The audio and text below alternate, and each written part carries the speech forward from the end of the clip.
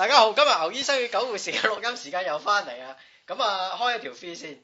法蘭西皇帝。今日有一集啊，法蘭西皇帝都係情商翻阿筍哥喺度做錄音。又話上一集上唔到網，最尾得唔得？嗱，咁咧嗰單嘢啊要講下。咁啊話説咧，開台咧唔知係咪我 upload 嘅時候有問題定係開台有問題啊？因為我哋個 server 咧一 upload 落去條聲咧，原來開台勾咗去第二個，即係勾咗去我哋。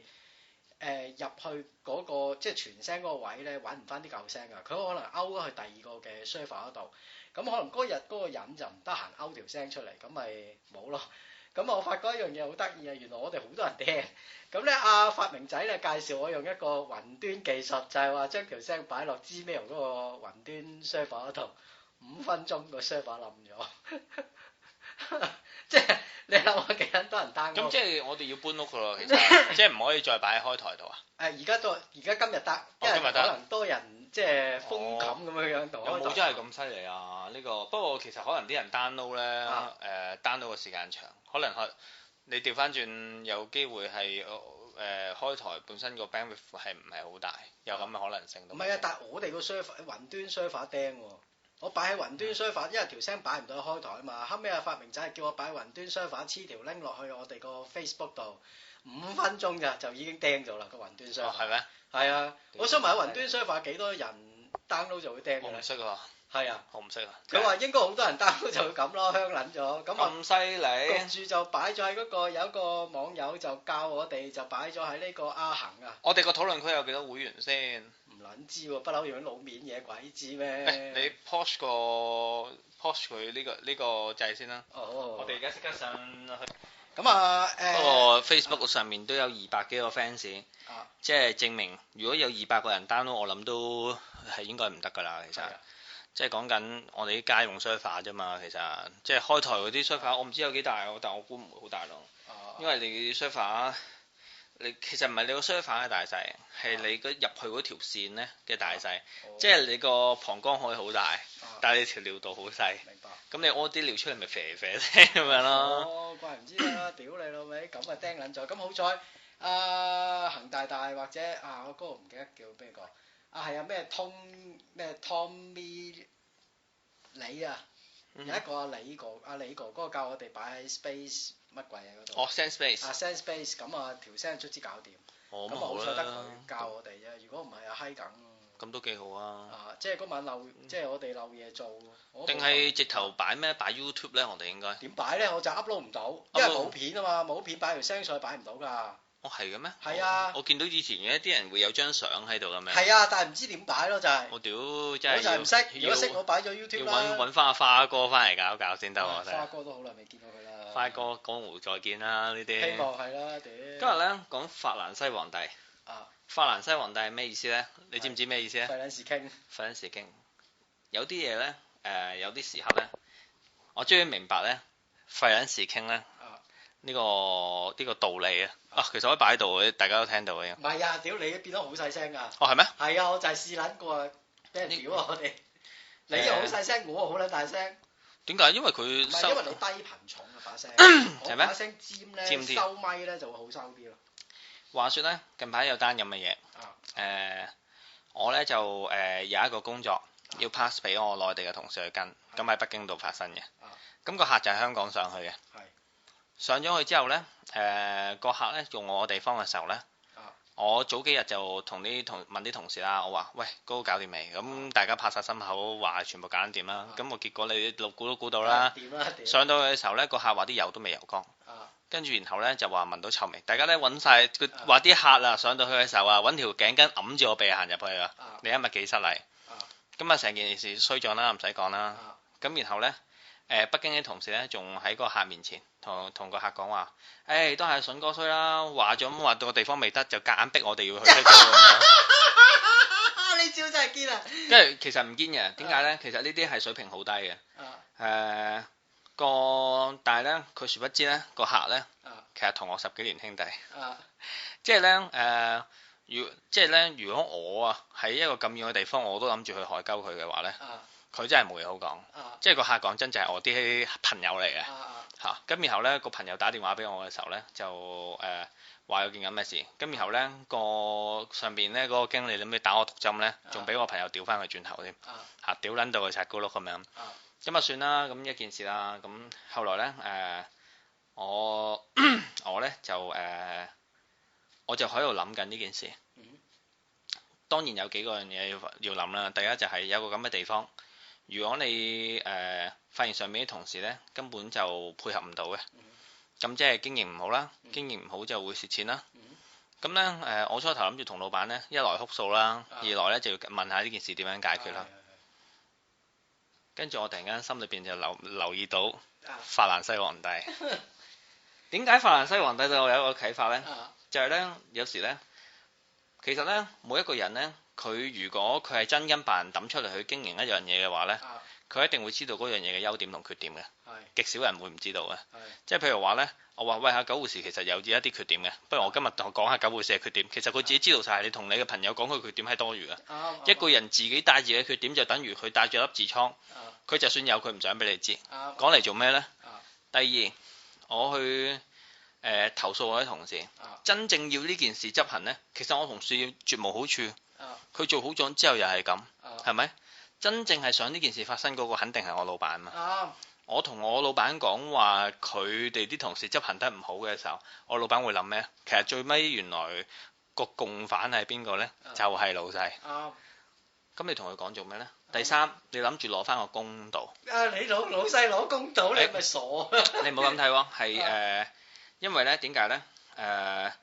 對我嚟講啦嚇，如果我覺得上面啲同事唔可靠，咁我就俾唔到生意北京。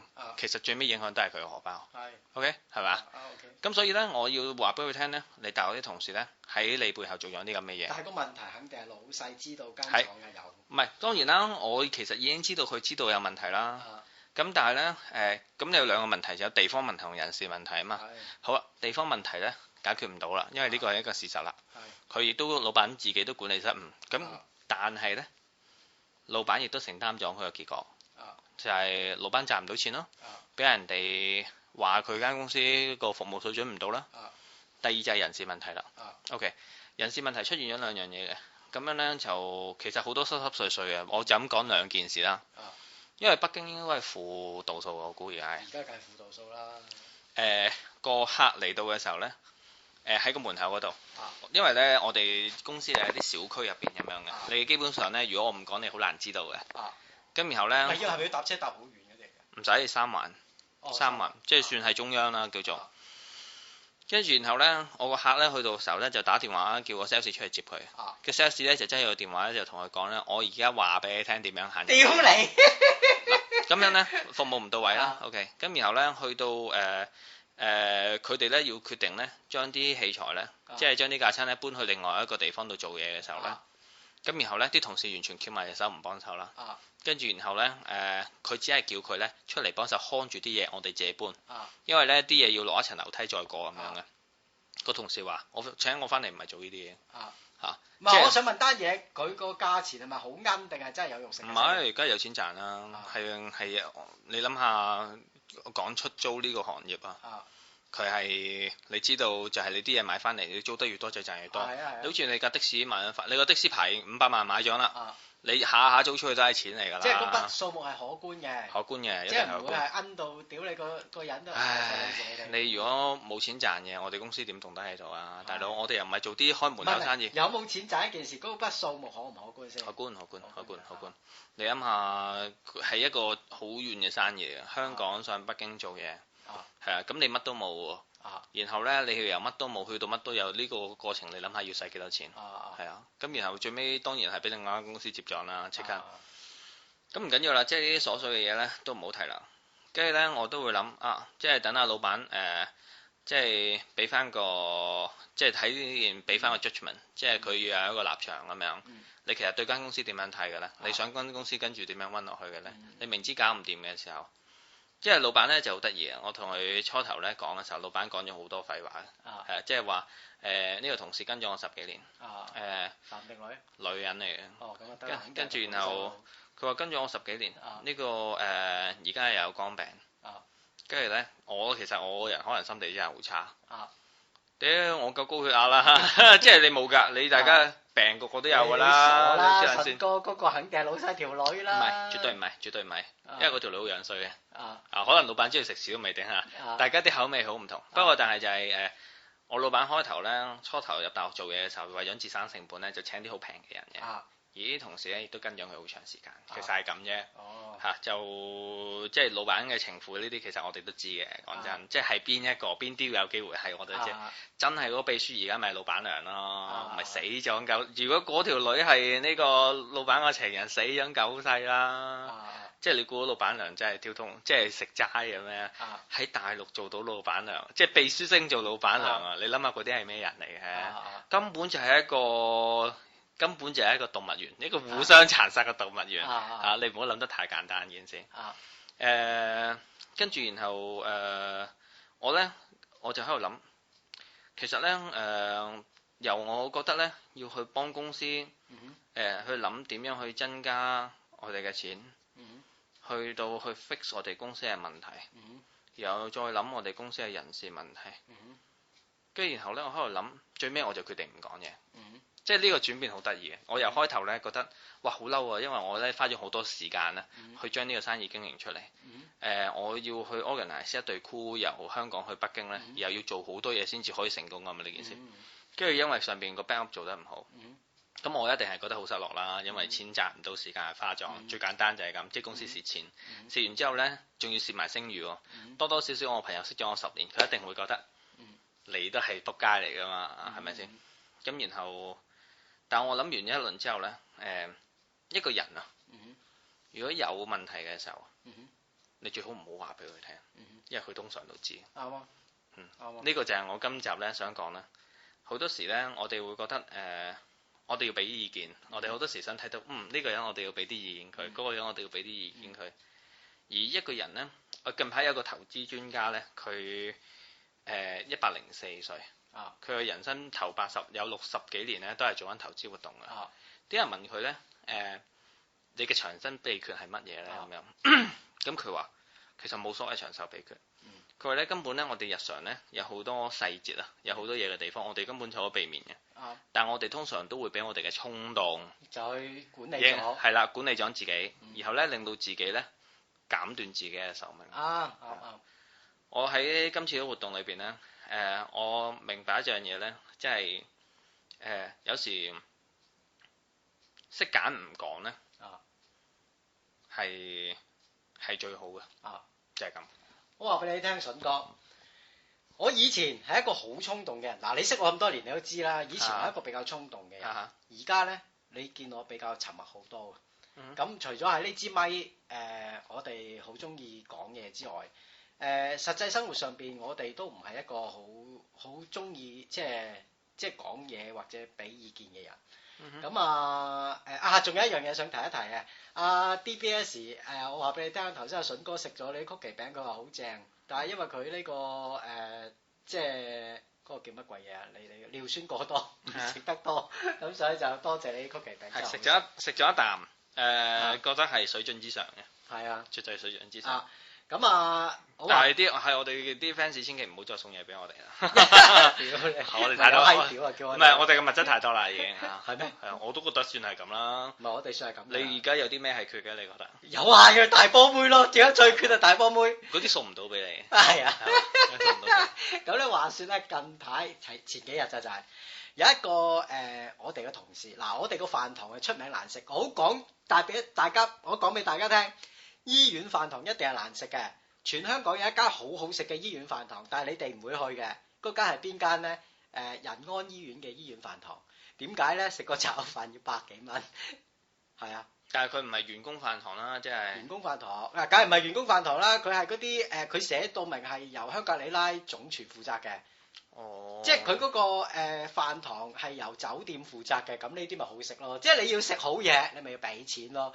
員工飯堂收你幾兜嘢，一定食撚到你喺我閪面啦。咁咧嗰個人咧，嗰個同事咧就係啲HCA 同事嚟嘅。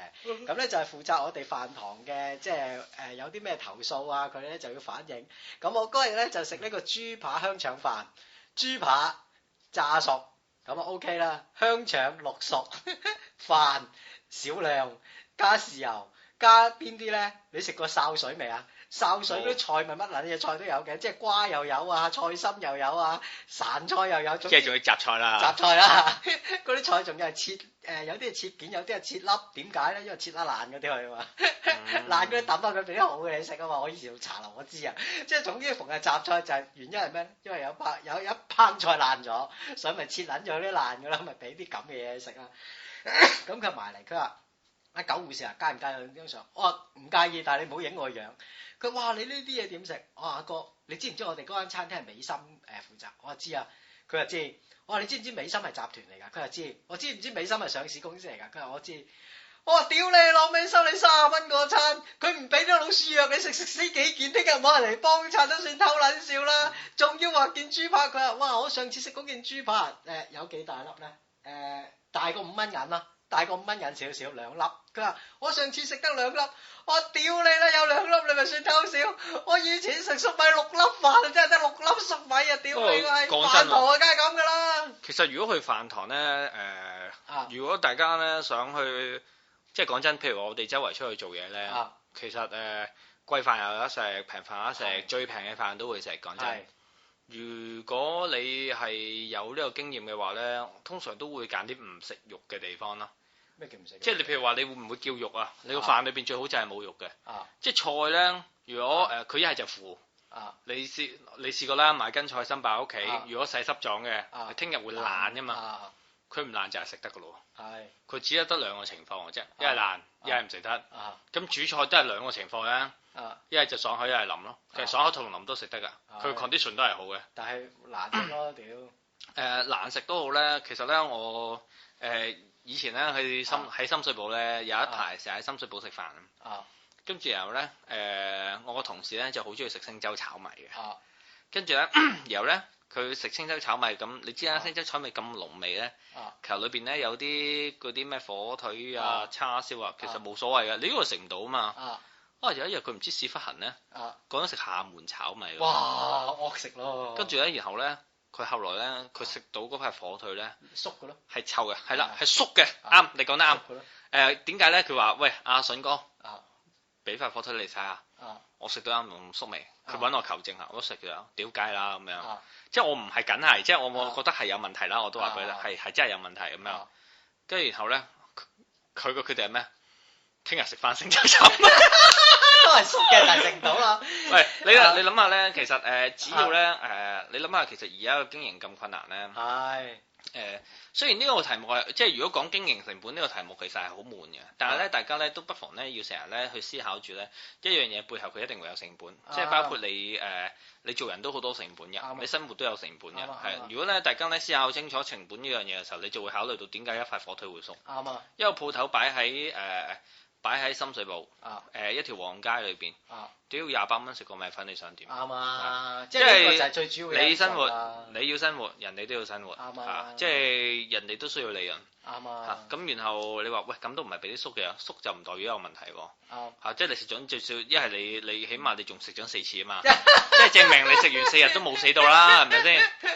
咁但係咧我個經驗話俾我聽咧，就係就算咧總之出去食飯，如果萬一咧冇辦法食咧，盡量食就係菜啦。因為菜咧其實一入口變壞嘅菜一定食唔到嘅，100%肯定。同埋望得到嘅，有問題嘅菜係望得到嘅。佢只會有一個 option 就係太鹹。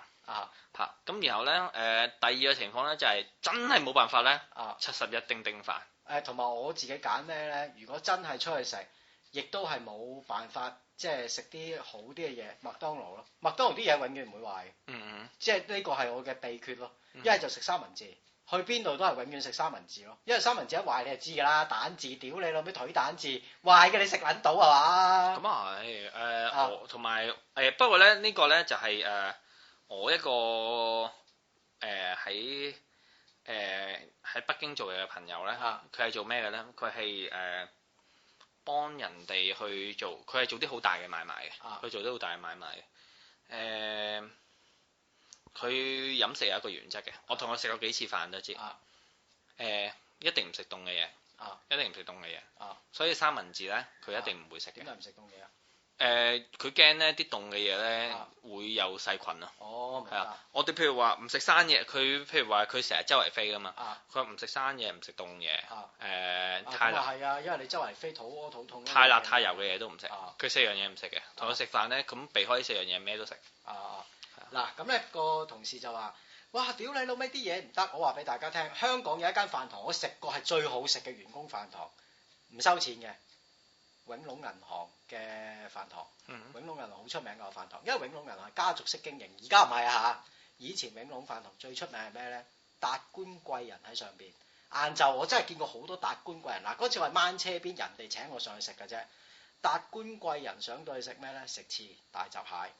晏晝嗰陣時係見到係即係嗰啲任志剛嗰類嗰個級數嘅 banker 喺上面食㗎。晏晝佢同你一齊隔離台咋，但係你嗰啲嘢都唔差喎。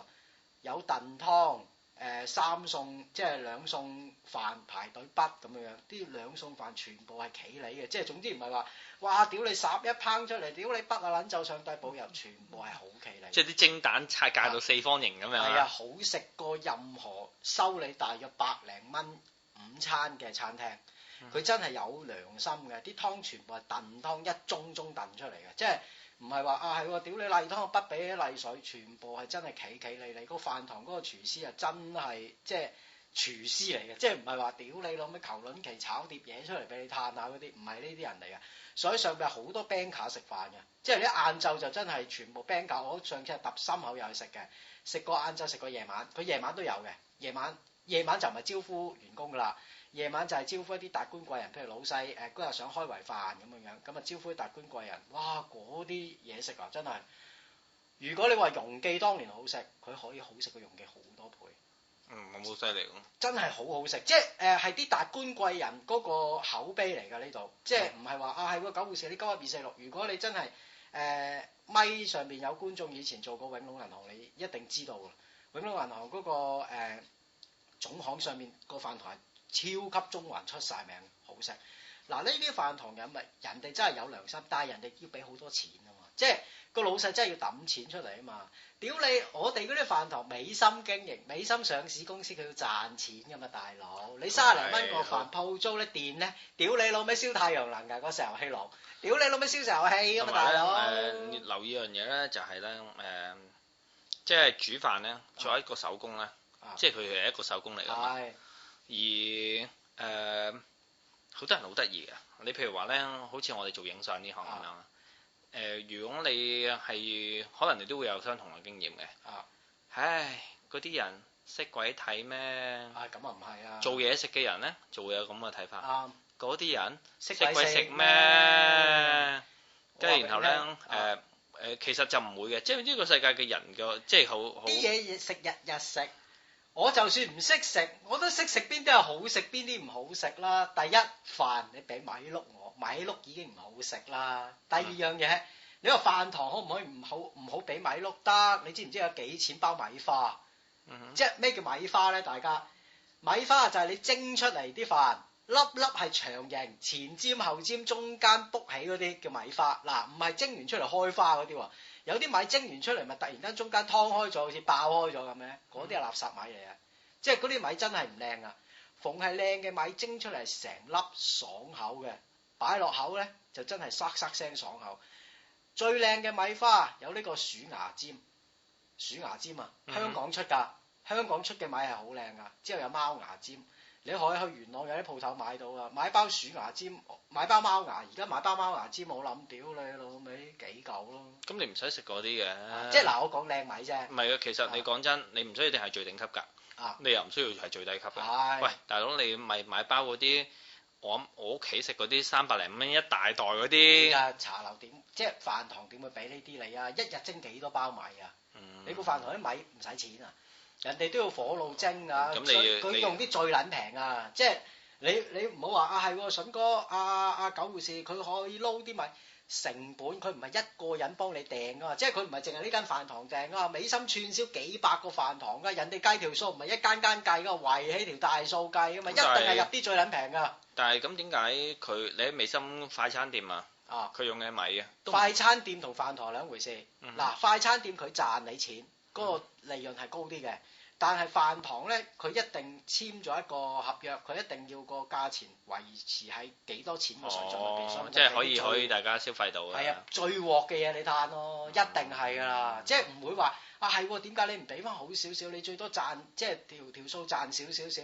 你都戇撚鳩，人哋上市公司嚟㗎嘛，你買嗰啲股票啊，你都想佢升啦，你唔通同打電話俾佢嗱，我係你股東嚟㗎，麻煩你可唔可以賺少少？你黐撚線嘅，屌你老母光頭閪，你食撚屎啦！即係人哋都會屌你老母啦。不過呢樣嘢就好頂人嘅，即係講真，你哋個消費主要群咧，又係自己啲護士本身，啲護士同埋醫生咧，就其實冇個窮嘅。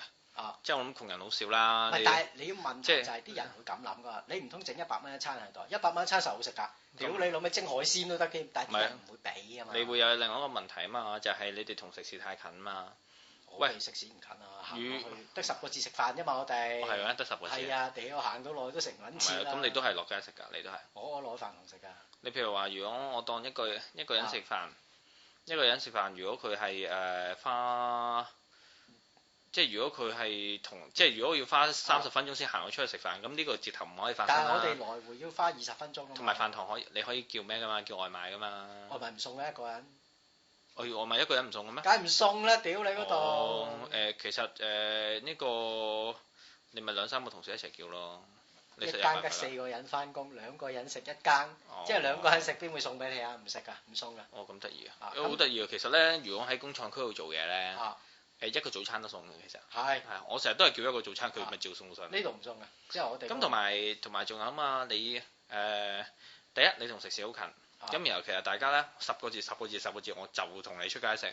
咁其實咧，佢要面對一個問題咯，就係佢有機會佢生意會少咯。係咯，所以咁佢生意少嘅時候，佢營運成本又提高咗。係啊，所以佢咪整啲最鑊嘅嘢嘆咯。其實係惡性競爭嚟，即係入咗一個惡性循環嚟嘅。係啊，所以你話最鑊嘅嘆咯。對佢自己都唔好。佢冇辦法，因為佢簽咗合約。咁佢一定會係咁做。間醫院飯堂都係咁啊，冇一間會好食㗎。不過但係好得意嘅，如果你留意咧，我唔知你有冇去大學飯堂食過飯啦。哇！屌你幾間我都食過。其實城市大學嘅飯堂係好撚好食㗎。城市大學我試過 OK。係 OK 嘅，即係咧我講真，我日日都食飯堂。當然啦，你冇錢嘅時候咧，我講緊係90幾年，即係。大就唔 OK 咯。我係2000年畢業㗎啦，唔係即係我2000年係我1999年喺大學啦。嗰時候講緊真係冇錢，食個粟米肉粒飯11蚊，都係食得嘅。即係你唔會覺得哇好撚難食啊，絕對唔會。咁豆腐花2蚊3蚊啊，跟住然後即係下午茶可以叫我糖水幾蚊雞咁樣，其實係非常好嘅嗰時候。Poly 個飯堂唔食得啦。Poly 飯堂都覺得佢嘅。我食過幾次啊，真係屌老母啊食到。唔會話但係即係好撚好食咯。即係我會理解咁嘅，係有營運，即係要簽名 contract。你諗下學生。更加俾唔起錢啦，即係同你護士嚟比，你護士係。但係你做個量大啊嘛，我哋做個量細啊嘛，得幾人食㗎啫嘛。哦係，成間係啊，病人唔會喺度食飯。病人唔會嘅，不過佢喺嗰度訂餐，啲餐又係垃圾咁樣樣。不過嗱，講翻咁，我點解即係嗰度同事埋嚟影完相之後，我以前係選擇狂表啊，而家係選擇唔出聲，原因就係你連個問題主因都睇唔到。你點解到今時今日40-50歲都係咁嘅職位或者係咁嘅社會地位呢？原因就係一樣嘢，問題嘅結晶你要睇唔到喺邊。你淨係做一啲嘢話啊係我為民請命啊，同間飯堂費啊諸如此類，你等於同而家即係呢個警察費。喂，你做乜帶槍出街啊？屌你老味！嗱，我覺得你帶槍係有問題啦，屌！你維持治安啊，大佬除暴安良，你梗係會帶槍啊！屌你等於個飯堂，你話啲嘢難食正常啊，大哥。第一，人哋要維持成本；第二，要養一班人；第三，要燈油火蠟；第四，你食嗰啲嘢要買翻嚟要錢嘅，你又淨係俾得30-40蚊。不過仲有一個可能性咧，就係個廚房自己本身咧佢可能係做開啲工人飯，梗係唔係，因為咧特登㗎。因為咧有個特點嘅，即係譬如話咧我唔知你有冇食呢個經驗啊？你知我公司喺工廠區㗎嘛？即係我另外一間公司喺工廠區㗎嘛？如果你行落工廠區食飯咧，同去隔離對面商場食飯咧，其實咧普遍嘅工廠區食飯都係鹹啲嘅。我諗係一般咧，如果係做勞動嘢嘅希望人咧，你易入口啊嘛。係中意啲味 strong 好多啊嘛。希望你易入口。咁但係你而家去食餐廳嘅時候咧，啲嘢就會淡口好係多，因為咧可能你行商場啊，嗰啲人就比較注重健康一啲。點解嗰啲工廠區煮慣工廠飯咧？嗰啲廚師係求論期咧係特登噶。第一，老細要話俾你聽，嗱，我做過廚房，老細會話俾你聽，我哋呢度煮嘢食咧就係酒店式嘅，咁你又會識煮噶啦。嗱，廚房咩叫酒店式啊？即係煮啲嘢好食啲咯，即係酒樓式、酒店式。嗱，我哋呢度咧煮飯堂嘅，你咪又識煮咯。你講出嚟都要成本噶嘛，個廚師要落心機煮噶嘛，即係要時間噶嘛。你話煮飯堂嘢得啦，求論期咯。即係講速度啦。係啊，總之就係求論期，啲飯求論期，啲嘢執馬求論期。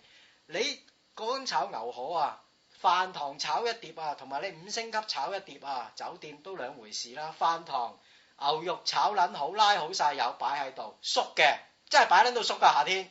我見撚過啊，我自己都食撚過啊，咁咪擺喺度咯，所有嘢整好晒，嗰啲河粉咧佢又打定晒，酒店唔係啊嘛，真係靚茶樓唔係啊嘛，你要雪櫃攞出嚟打打佢，散咗啦啲河粉，拉下油先，啲河粉脆咗少少啦，之後先走牛肉，之後先炒配料，之後先落去炒。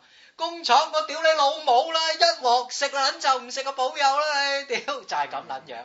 即係個老細同你講嗰單嘢，已經係令到嗰碟嘢有分嘢啦。你估廚房嗰個唔識煮咩？廚房嗰個唔係唔識煮，係老細同佢講過。嗱，我呢度煮工廠嘢㗎，你唔好屌你煮藝術品咁樣樣。煮藝術品係人都識煮啦，慢都出得。咁都合理，咁都合理。啱唔啱先？即係時間係好緊要啊。係啊。同埋啲嘢有時你要嗰個味，你一定係要焗耐啲先至有。同埋一樣嘢就係、你啲嘢麻煩嗱，乾炒牛河如果真係煮得靚，你分5-6個步驟煮㗎。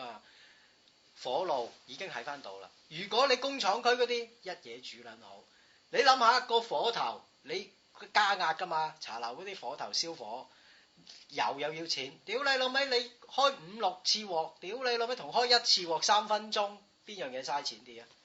人哋講撚到明㗎嘛，個老細煮工廠嘢同埋煮藝術品兩回事嚟㗎嘛？點解仁安醫院個飯堂好食，人哋真係煮藝術品你食啊嘛？屌你！同埋即係所有嘢同錢掛鈎嘅。咪係咯，即係你用經濟學嘅角度一睇，就知件事點解會發生成咁樣。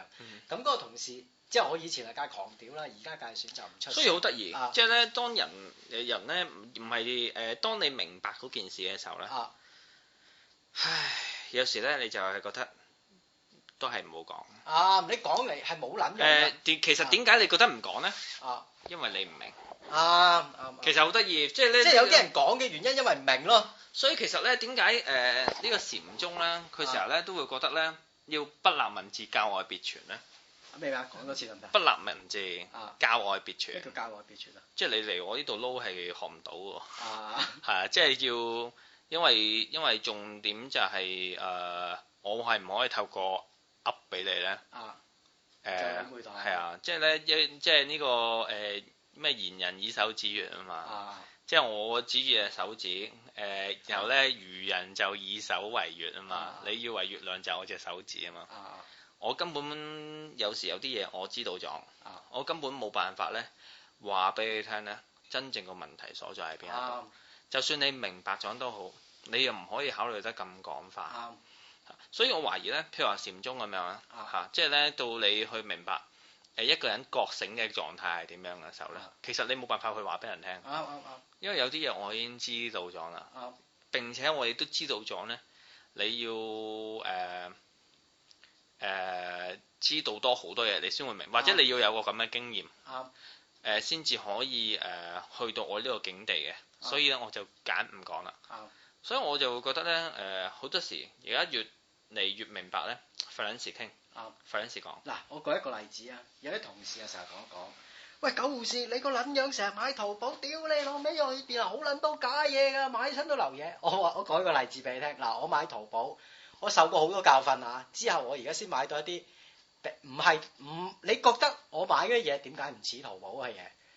嗱，有一次有班同事喺上年新年就買啲遙控車喎，可以脫架啲遙控車喺呢個嗰個玩具反斗城有賣㗎，而家玩具反斗城賣1000零蚊價嘅。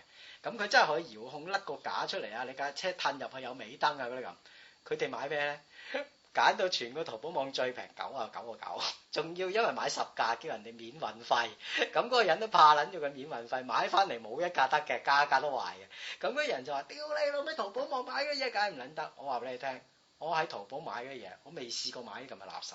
第一，件貨真品千幾蚊，你就買啲6、700嘅，或者5、600，折完之後平香港100、200蚊嗰啲。第一，第二樣嘢你唔好揀到最平。第三樣嘢，你揀最多人氣買過嘅，包你冇賴嘢。嗱，話說我買過一啲火牛啊、電啊啲，你咪喺同行叫你唔好上去買電嘅。我話俾你聽，全世界咧而家出電芯咧，只有一間公司啲電芯唔係大陸做嘅啫，三洋，仲要係白電。但係三洋嘅白電咧喺日本買嗰啲咧，佢真係有啲寫住 Made in Japan 或者係即係乜都地方冇打嗰啲寫住 Product in 三洋嘅。我唔知你買過 Made in Japan 白電未？比普通白電貴3倍，真係貴3倍。我買咗幾嚿啊！我嚟做咩咧？我有時個剪髮器咧，我自己換咗佢。咁咧，因為我成日叉啊嘛，個剪髮又要用得耐啊嘛，咁我咪要買三洋嗰啲白電咯。你普通鋪頭買唔到啊！你有時要去深水埗撞或者 eBay 買，因為佢生產電芯個污染係好大㗎。咁所以全部而家去晒大陸、泰國、印度做㗎啦。咁咧，如果你喺大陸做，通常買邊啲閪嘢咧最平？如果嗰嚿電香港賣100蚊，你買80蚊，你買60蚊嗰啲咪冇流嘢咯，因為你折埋都係差唔多。你買9.9就死緊啦。係你買9.9咪閪嘢咯。咁點解啲人成日話啊狗護士，屌你淘寶買流嘢啊之類之類？有啲人就係因為貪平，貪到最平，咁你咪閪嘢咯。你唔貪到最平，永遠冇中招嘅。我話俾你聽，因為而家淘寶網咧買嘢就係你可以影翻張相落去㗎嘛。即係你買完嘢之後，件貨品貨不對版，話屌你老味件衫着撚完縮水嘅，你影撚翻上去，咁佢都冇生意做啦。但係你要買啲最撚平冇撚得講。